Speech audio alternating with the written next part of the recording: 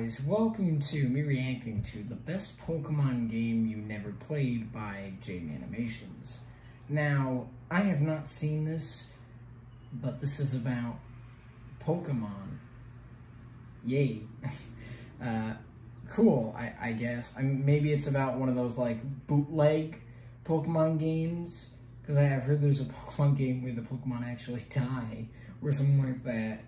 But, yeah, anyways, guys, everything's in the description, be subscribed to Jaden Animations, and social description. Let's get right into it. I just played one of the best Pokemon games ever, and I'm here to tell you all about it. I'm a huge Pokemon fan. Ruby was one of the first video games I remember owning, and I've decided to devote the rest of my life and soul to the franchise. And by that, I mean I'll play the new games when they come out. Do I have to like them? No. Frankly, I think the past few recent ones have been kinda garbage. But that won't stop me from getting my hopes up thinking the next game will be different, even though deep down, we all know it won't be. But Pokemon does have a few side games you might have heard of, like Pokemon Mystery Dungeon, or Pokemon Stadium. Oh, like these games. One. Oh, yeah, one that? Franchise that I feel like doesn't get talked about nearly as much as it deserves. I remember that, the mobile game. And that's Pokemon Ranger. I had the original Pokemon Ranger game as a kid, and I remember two things about it. I liked it, and circles. Lots of circles. The flashbacks are beginning. When I remembered Pokemon Ranger existed, I decided to look it up and see if it was worth possibly making a video on, and that's when I realized there were actually 3 Pokemon Ranger games. Pokemon Ranger Shadows of Almia, and Pokemon Ranger Guardian Signs. Bit of a Pokemon Ranger mouthful, but I digress. I was looking at some forums of people discussing which one they thought was the best, and Shrek, it's not Shrek 2. Seemed to be high on a lot of people's lists. Nice. So I bought the game. Now sit down and get comfy because I just played this game for the first time, and I'm here to tell you about why it's the best game ever. Okay, I don't the game care. starts off with your character taking the entrance exam to a Pokemon Ranger school, and it so it's one of these videos where it's like, you know, we'll show gameplay with animation. You're dang right, that's because it takes less time to animate. I guess that's all it takes, because now I'm officially a member of this secret army for this inscrutable team school plotting to rule the world. Oh, he's just kidding. Yeah, it's a normal school. I'm introduced to my class, and for some reason they've been, like, starved for new human contact or something, because they're bombarding the teacher with questions. Are they a boy or a girl? Which is it? Is she cute? So I'm introducing myself, and apparently the teacher catches this Keith kid looking at me with a big grin.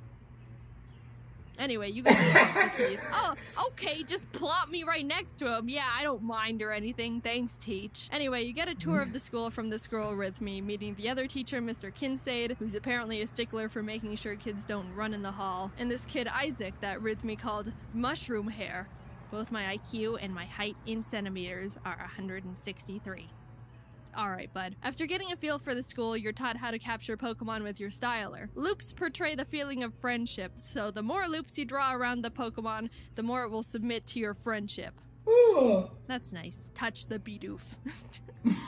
You finish the school day and are fast asleep in the dorms when all the students decide it's initiation time. Get up, sleepyhead, it's 4 a.m. Time for your student initiation. Yes, sirs. They tell you to find all 4 of the stylers they've hidden around the giant school, and after doing so, you have to put them in the basement for some reason. So you head down there after finding them all, and are in the basement when... Why are you down here? Only I'm permitted to be in the basement. Leave now! Anyway, Isaac, have you finished testing my very secret experiment no one can know about? The rest of the school year he's the antagonist.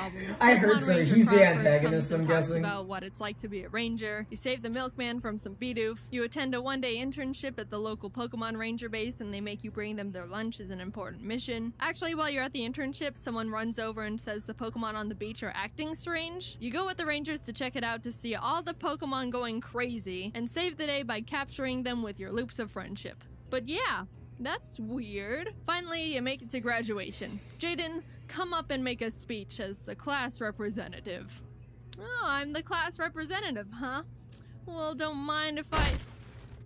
So after saving everyone from a very strange rampage of Tangrowth, you start working at the Pokemon Ranger base you interned at. There's a call about some more Pokemon acting strange down in a nearby cave, so your first mission is to investigate what's going on. In the cave, you stumble upon this weird missile-looking machine that seems to be what's hypnotizing the Pokemon in its vicinity and making them go crazy.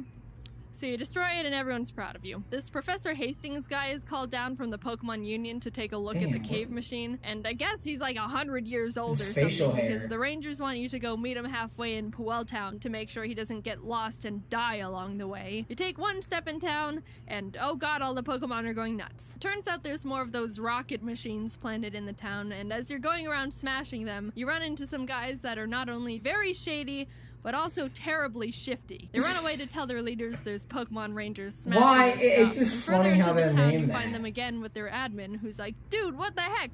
What do you have against our Giga Remos, you vandals? Treat things with respect. And then attacks me with Rattata and a Toxicroak. Not gonna lie, their battle music kind of bangs though.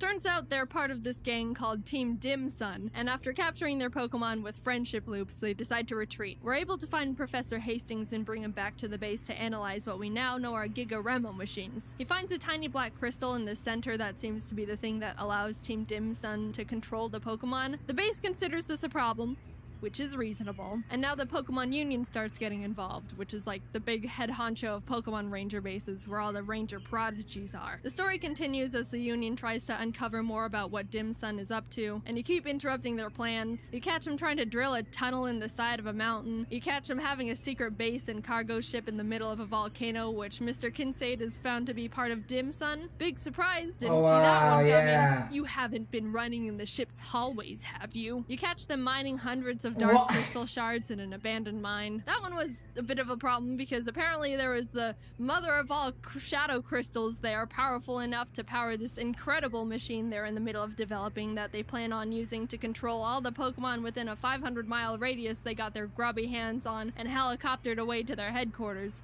Probably should tell someone about that. But the good thing is we ended up finding the diary of the Dim Sun president's father, who writes about how if we gather these 3 gems called the Tears of Princes, the gems will be able to combine their power and negate the power of the Shadow Crystal.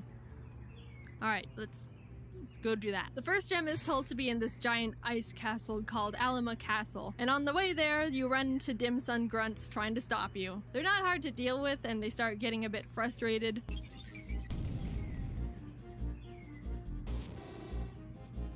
I want to pay you with a snowball. Hard. You make it to the castle after swimming through a bunch of ocean boulders and whirlpools that totally didn't slow me down at all, and end up at the castle where Dim Sun is already running around in trying to get the gem first. These guys are blocked from going any further because this giant chunk of ice is in front of the door, and the grunts are like, man, that's a big hunk of ice. If we made snow cones out of it, we'd be able to feed like 403 people. And then they see me standing there. Who's this dialogue? Hey, that outfit. What are they called again? Pokemon Ranger? You came for a snow cone? You deal with that whole situation and end up in the room just before where the gem is being kept, where you're introduced to one of the members of Team Dim Sun's Sinistrio, Ice. I don't know what his deal is, but he called me Jaden Noob and then dabbed, so I had to murder him. I captured and freed his Frostlass, and he scurried away all, well, I didn't need the gem anyway. After gaining the trust of the Lucario guarding the gem with more of my loops, the blue gem of the Tier of Princes is mine. Fast forward a bit and you get the red gem as well after defeating Sinistrio Lavana and her Infernape. She doesn't dab, but she does do this sexy little dance. The guy from school, Keith, who's a ranger now, was assigned to get the yellow gem and hasn't come back yet, so the Union's like, alright Jaden, go check on him. You hop on a boat to the destination, but whoops, apparently a Wailord is in trouble. I'll just go down there and see. Yep, I thought so. These Dim Sun grunts are trying to kidnap a Wailord, and after destroying the machines that were trapping it, they decide to just grab a Wailmer instead and try to convince their boss it's a Wailord mini. You follow them on the rescued Wailord and start infiltrating their base. Down the hall, you discover the grunts pushing the Wailmer through the door, and as you follow them into the room, they're like, oh crap, shoot, do you want to deal with the ranger? Oh no, I'm too wimpy. I know. Let's apologize. Sorry. We got the ranger's confidence. Charge! And then drop a truckload of Slackoth on me. After capturing all their Slackoth, they're like, oh no! And then all of them just grab me and shove me out of the room and lock it. which honestly is more effective than like 99% of all video game villains. So you keep running through the base and end up actually finding mushroom-haired Isaac from Ranger School. He's been manipulated into building Dim Sun's incredible machine, and we agree to take him back to the Union after we finish up our business in the secret hideout. We finally encounter Mr. Kincaid, who's manning the Whalelord operation. He's being all maniacal, but we successfully capture his Glysker, save Whalmer, and bring Isaac safely back to the Union. What was the point of the where he gives Whalmer? us access to the incredible machine blueprints. Skipping ahead in the story a bit, we end up not being able to get the yellow gem because Heath, the last of the Sinis trio, kidnapped Keith, and we exchanged him for the yellow gem. Kidnapped Keith. I kept trying to say no, but what are these I guess names? it's good we saved him. The Union makes a plan to have their top rangers go and fly to Dim Sun's headquarters and face them head on. Jaden, you can just sit in the corner and do nothing. But right as they leave to do that, the Sinis trio busts through the Union walls and are like, ha ha ha, we'll be taking this, and steal back Isaac because they need him to complete the incredible machine by midnight so they can activate the Shadow Crystal. Isaac complied because they threatened to kill his sister or something. So new plan, now I have to get Isaac back and basically destroy the machines that were protecting their building / incredible machine because, oops, I didn't mention this before, but they turned their entire building headquarters into the incredible machine. What? We basically just waltzed right through the front doors of the headquarters. Heh, that'll stop people from entering. What? How did you get in here? And battle our way up to Isaac, who's like, you're a bit too late. I totally just completed the entire machine and they're about to use it to hypnotize all the Pokemon in the region in like 5 minutes. Well, at least your sister's not dead. So you run to the top, defeating the Sinis trio every floor of the way, and grab the last Tears of Prince's gem. And you get to the top where you meet the Dim Sun president, Blake Hall, for the first time, and he's like, you're too late. It's time for darkness. Get her, Dusknoir. And then I capture it immediately. And he's like, just kidding. Get her, Darkrai! And then Darkrai just starts dipping me into darkness, and Keith has to come save me on his Staraptor. So Darkrai's like, well, then I'm gonna just dip these guys into the darkness, and throws Blake and his assistant into the void. What? Haha, but I decide to capture and free Darkrai anyway with the help of the Tears of Princes, and save the day. Yay, woohoo! I'm a hero! Time to take a nap. Now, Pokemon Ranger is a big game. It took me about 24 full hours to get through the game, so I had to leave out a lot, and I mean a lot, of other points in the story. There's even a bunch of side quests that are actually pretty entertaining and funny you can complete that help power up your styler. There's one where this guy says he researches smells and wants me to bring him the stench of a muck. So you do it, and he's like, yes, and puts it in a jar. Then later on in the game, he pops up again, and this time asks for a Weezing and a Skuntank, to which he's like, yes, and puts them in jars. Then he's like, thanks, dude, and you never see him again. The dialogue is absolutely amazing. This game has probably the best writing out of any Pokemon game I know of. Team Dim Sun is obviously the star of the show, and whenever they come on screen, you know they're gonna have something funny to say. At one point, while I was trying to get into their secret base in the volcano, I captured the Pokemon they were controlling, and they're like, time to make our escape, and set off dynamite, which exploded a giant boulder and blocked the entrance to the base, which they're like, shoot, we were supposed to detonate it after we go in. So they had to wait for me to go get a Pokemon that can destroy the rock. And they're like, thanks, Ranger, we'll be grateful for this for about a second. And they run through the door. So you follow them, and they come back like, hey, we forgot about you helping us.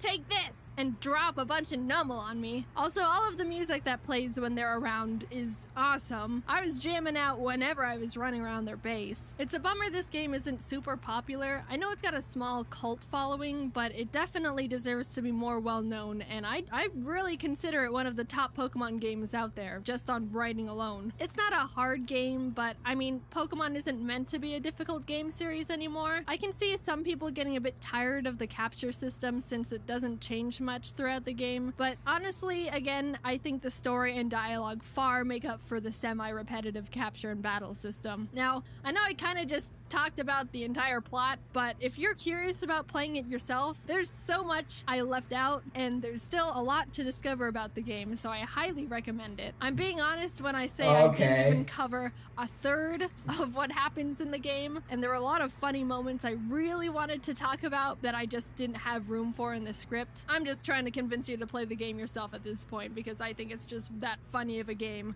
But I'll stop. But here's all my stats after completing the game. It took me about 24 hours hours to complete it. I captured 734 Pokemon and ran away from 106.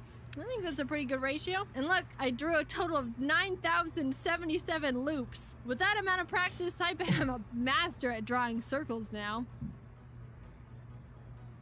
Oh my god. She actually tried doing the thing. I like that. She actually tried doing the circles. But yeah, honestly, this was an entertaining video. I enjoyed it. It was good. I mean, it was I feel like Jaden is sort of transitioning into those new type videos where she has like animation / games, because it obviously takes less time to make. Because, you know, you can just get the game footage and then just narrate over it.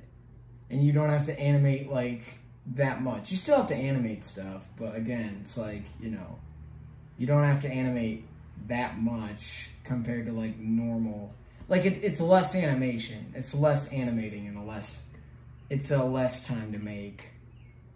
Probably not by much though, but like the bits where like you don't have to animate, they're probably like not that difficult to get. But yeah, anyways guys, what'd you think of this video? Leave that down in the comments down below. Leave a like and subscribe to my channel. See you in the next one. Bye!